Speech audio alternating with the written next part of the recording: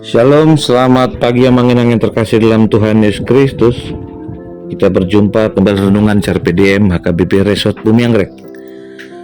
Hari Jumat tanggal 14 Februari tahun 2025. Sebelum kita merenungkan firman Tuhan, kita bernyanyi di buku Menda nomor 167 ayat 1 dan 6.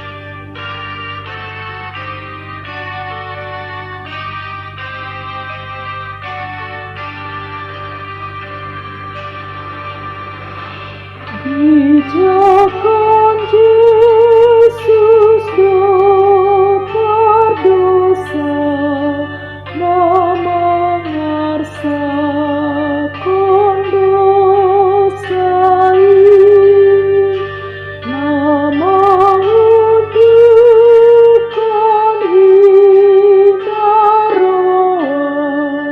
di pembainan nasa.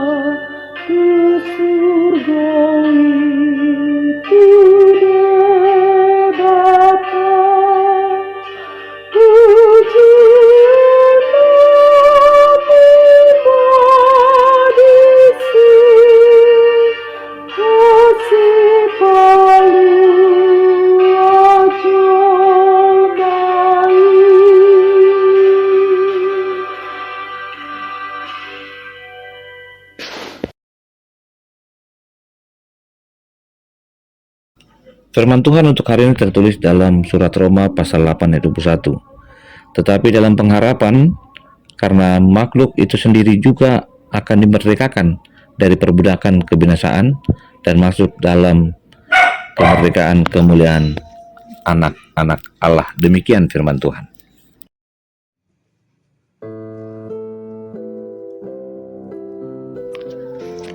Amanginang yang terkasih dalam Tuhan Yesus Kristus, biasanya tanggal 14 Februari dirayakan sebagai hari di mana seorang memperingati cinta kasih yang dikenal dengan istilah Valentine. Biasanya Valentine adalah sebuah proses di mana seorang menanti ada perjumpaan, dan perjumpaan itu tidak pernah sia-sia, bagaikan seorang istri yang sedang menanti ketika suaminya ditugaskan di sebuah tempat yang jauh. Kepulangannya adalah penantian yang pasti. Berbeda dengan seorang yang meninggal oleh seorang yang dikasihinya, kapanpun penantiannya seakan-akan tidak pasti. Namun dalam Tuhan, iman kita mengatakan kita akan berkumpul kembali dengan orang-orang yang dikasihi di surga kelak. Hari ini kita diperhadapkan dengan sebuah ajakan firman Tuhan. Surat Roma mengatakan kepada kita ada pengharapan, karena makhluk itu sendiri juga akan dimerdekakan. Ternyata kata Pengharapan itu berbicara kemerdekaan. Kemerdekaan dari dosa, kebinasaan, dan kemerdekaan menjadi kemuliaan bagi anak-anak Allah. Pengharapan kita adalah suatu kepastian, tidak goyah, ada keteguhan, dan adanya keyakinan yang sungguh-sungguh.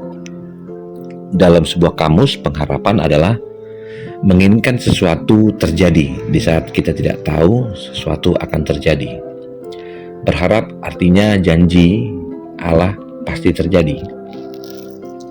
Inilah yang diingatkan kepada kita bahwa tidak ada kecewaan di dalam penantian akan Tuhan.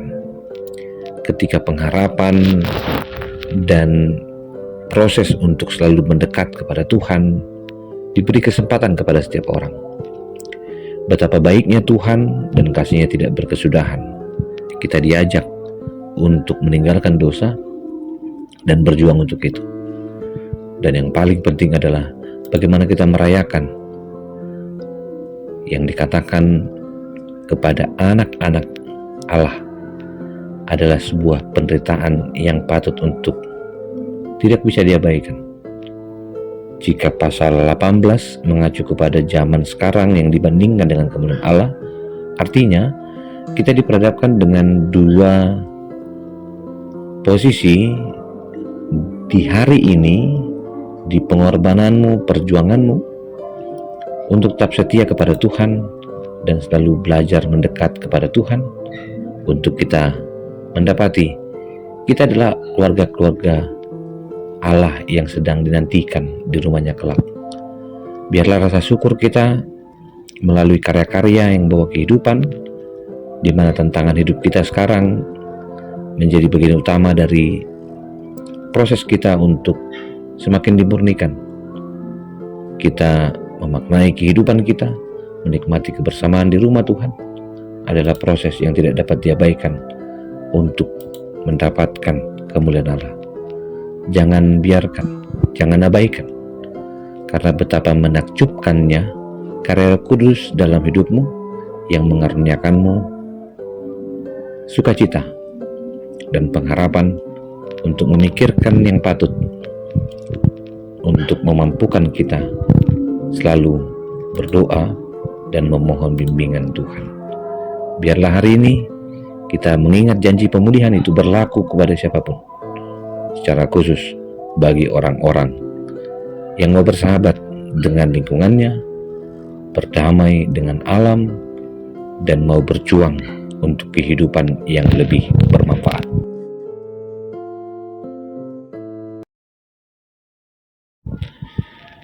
Terima kasih Tuhan untuk firman. Kami diajak untuk hidup bersama dengan alam dan meyakinkan kehidupan kami bahwa Tuhan begitu mengasihi kami, karena kami adalah anak-anak Allah. Kasih anugerah dari Kristus Yesus, kasih dari Allah Bapa, dan persekutuan dalam Roh Kudus memberkatimu dan menyertaimu. Amin.